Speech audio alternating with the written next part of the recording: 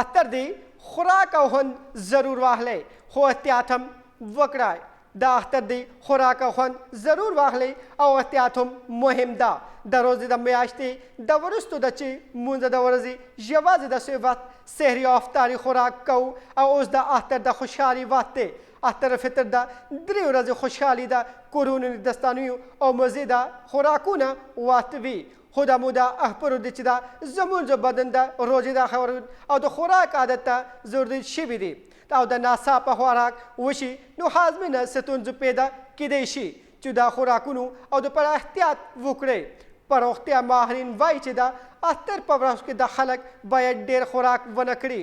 ځکه چې د بدن لپاره ضرور رسول شوي دي هغه مشوره ورکوي چې د روزې په وروستو بدن ته لږ خوراک ورکړي یعنې 3 لوږه او خوراک به ځئ او د نه 5 وخت نه لږ مقدار خوراک ورکوي ماهرین مشوره راکوي چې یخ مشروباتو او مشروباتو ډېر خواږه خوراکونو څخه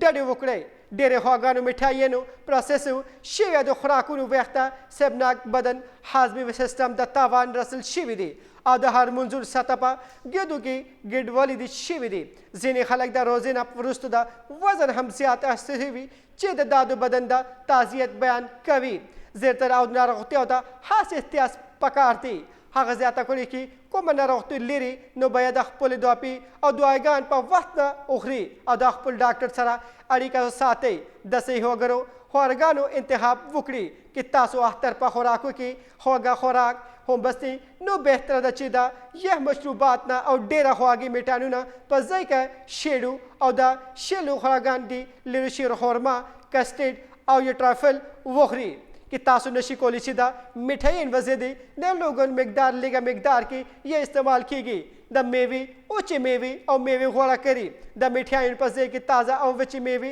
उखरी जिक्र जिदा जवाज साइंसदानों बदन लपारा नहीं बल्कि सासुता शुगर कुछ अहम कंट्रोल की दुदा अख्तर और मंजई वो अपुल सेहत पा हम पाम वकड़े दासी मजीद वीडियोस लपारा जुमुंगा चैनल लाइक और सब्सक्राइब जरूर करवाई।